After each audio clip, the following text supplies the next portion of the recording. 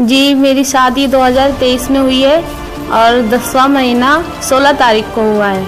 यहाँ से शादी ब्याह तो बहुत अच्छे तरीके से हुआ है, मगर वहाँ पे जाने के बाद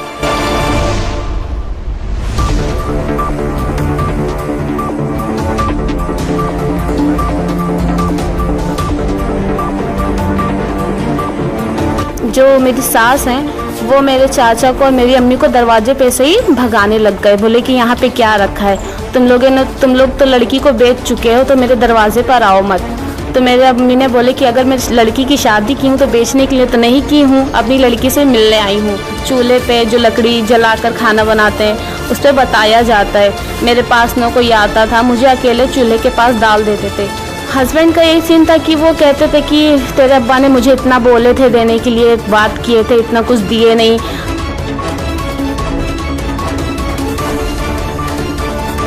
शादी के सपनों के साथ ससुराल पहुंची एक नवविवाहिता आज उस घर में हर रोज ठोकर खा रही है जिसे उसने अपना संसार समझा था। कभी खाने को लेकर ताने तो कभी दहेज की मांग को लेकर अपमान। हर दिन उसके लिए मानसिक यातना से कम नहीं। मामला जनपद गोंडा थाना खोराड़े के अंतर्गत कथरौली बड़ा गांव का है, जहां पर समीम पुत्र इसहाक के साथ सबाबानो पुत्री गफ्फार ग्राम सनोली थाना सादुल्ला नगर बलरामपुर ने 16 अक्टूबर 2023 को अपनी बेटी की शादी की थी। बताया जाता है कि शादी से पहले लड़की को 4-5 बार देखा गया। दहेज में अपाची गाड़ी, फ्रिज, कूलर, कुछ कैश रकम आदि दिया गया था। लगभग 300 के करीब बाराती भी आए थे। विदाई के बाद लड़की को 2.5 महीने के बाद 112 के सहयोग से लड़की को मायके लाया गया।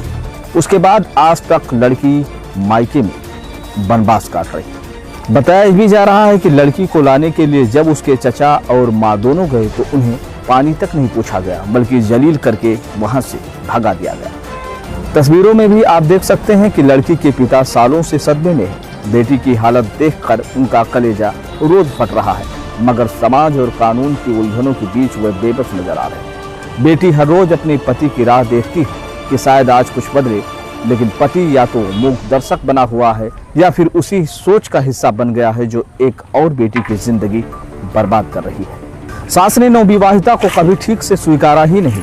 उसे हर बात पर नीचा दिखाना, खाने पीने से लेकर पहनावे तक में टोकना और आए दिन दहेज को लेकर ताने मारना अब उसका रोज का सिलसिला बन गया है। आइए जानते हैं कि क्या कहता है दहेज उत्पीड़न का कानून। दहेज उत्पीड़न कानून के तहत ऐसे मामलों में कड़ी कार्रवाई का प्रावधान है, लेकिन अक्सर पीड़िता या उसका परिवार बदनामी, सामाजिक दबाव या पारिवारिक टूटन के डर से आवाज नहीं उठा पाते। अब सवाल उठता है कि कब तक बेटियां शादी के बाद सपनों की जगह यातना पाएंगी, कब तक दहेज और घरेलू उत्पीड़न की भेंट चढ़ती रहेंगी, और सबसे बड़ा सवाल, क्या बेटियां केवल सहने के लिए ही होती है? जी, मेरी शादी 2023 में हुई है और 10वां महीना 16 तारीख को हुआ है। जी, यहाँ से शादी ब्याह तो बहुत अच्छे तरीके से हुआ है, मगर वहाँ पे जाने के बाद थोड़ा बवाल, मतलब किरकिरी चालू हो गई दहेज को लेकर। फिर उसके बाद 2-3 दिन तक का कहाँ से हुआ जब आप यहाँ से अपने मायके से गई? हाँ जी, ससुराल जब पहुँची तो भाई कितने दिन तक वहाँ पर थी आप? मैं वहाँ पर 2.5 से 3 महीने तक का थी। हाँ जी, हाँ। मुझे यहाँ से विदाई के टाइम उन लोगों ने मुझे यहाँ मेरे मायके में दोबारा नहीं भेजे सिर्फ विदाई के टाइम पर।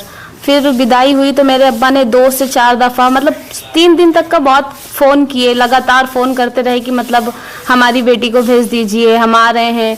और फिर वो फ़ोन नहीं उठा रहे थे, नंबर पूरा ब्लैक लिस्ट में डाल दिए थे और फ़ोन कुछ भी नहीं उठा रहे थे, ना बात करने के लिए तैयार थे। अब मुझसे तो कुछ बात ही चीत नहीं करते थे। मुझे मैं तो एक रूम में ही थी। फिर मेरे अब्बा 7वें दिन पे, मतलब बात हुई थी कि 3रे दिन पे भेज देना, तो 5 दिन पे लोग बोले कि 5 दिन पे ले जाना। तो फिर मेरे अब्बा ने बोले, फ़ोन करे तो लोग फ़ोन नहीं उठाए। तो फिर मेरे अब्बा ने 7 दिन पे मेरे चाचा को और मेरी अम्मी को भेजे वहाँ पर कि जाओ देखो क्या माहौल है, भेजने का इरादा है उन लोगों का कि नहीं। तो फिर मेरे चाचा और मेरी अम्मी ने वहाँ गए, दरवाजे तक का अंदर आए। तो जो मेरी सास हैं वो मेरे चाचा को और मेरी अम्मी को दरवाजे पे से ही भगाने लग गए। बोले कि यहाँ पे क्या रखा है, तुम लोग तो लड़की को बेच चुके हो, तो मेरे दरवाजे पर आओ मत। तो मेरे अम्मी ने बोले कि अगर मैं लड़की की शादी की हूँ तो बेचने के लिए तो नहीं की हूँ, अपनी लड़की से मिलने आई हूँ। बात हमारी क्या हुई थी कि तीसरे दिन पर भेज देना, आपने बोले थे कि 5वें दिन पर भेज दूंगी, तो आपने ना फ़ोन उठाए ना भेजे, तो क्या बात है? तुम उन लोग कह रही हैं कि तुम लड़की को बेच दी हो, दोबारा हमारे दरवाजे पर आना मत। तो फिर मेरी सास ने मेरी अम्मी को भगा दिए, मेरे चाचा को भी भगा दिए, पानी वानी भी नहीं पूछे। अगर कोई लड़की करता है तो प्यार मोहब्बत से करता है, मगर उन लोग ऐसा कुछ चाहे नहीं। यानी उन लोगों का जो मामला था शुरू से ही गलत था। हाँ, शुरू से ही गलत था। खाने वाने को लेकर क्या सीन बना वहाँ पे? आपको बताया कि लकड़ी पे आपको खाना पहले बनवाने के लिए दिया गया? जी हाँ, या मेरी पैदाइश मुंबई की है, मैं मुंबई में पली बड़ी हूँ। मेरे रिश्तेदारों ने रिश्ता बताए तो मेरे अब्बा ने हाँ कर दिए, तो रिश्ता हमारा तय हो गया। लेन देन की बात हर एक चीज़ पहले से हो चुकी थी। तो यहाँ गाँव में आए तो फिर शादी ब्याह हुआ, फिर शादी के बाद वहाँ गए। अगर मैं मानती हूँ कि हाँ मैं गैस पे बनाई थी, मुझे मौका दिया जाता कि मतलब कुछ अच्छे से चूल्हे पे जो लकड़ी जलाकर खाना बनाते हैं उस पर बताया जाता है। मेरे पास न कोई आता था, मुझे अकेले चूल्हे के पास डाल देते थे, आग जलाना पड़ता था, वो मुझे आता नहीं था क्योंकि मैं मुंबई में गैस पे बनाई हुई थी।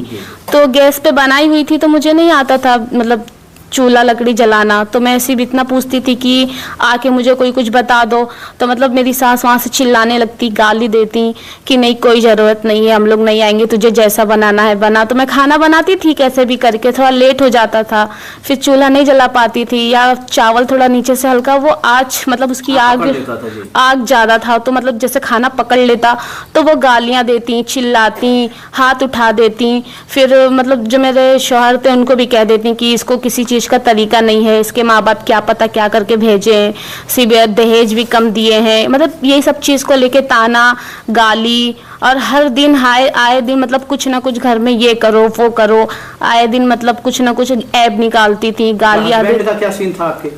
हस्बैंड का यही सीन था कि वो कहते थे कि तेरे अब्बा ने मुझे इतना बोले थे देने के लिए, बात किए थे, इतना कुछ दिए नहीं, गाड़ी बोले थे बुलेट देने के लिए तो उसमें पैसा वो कर दिया, मगर ऐसी कुछ हुई जो बात। गाड़ी दी गई थी आपको?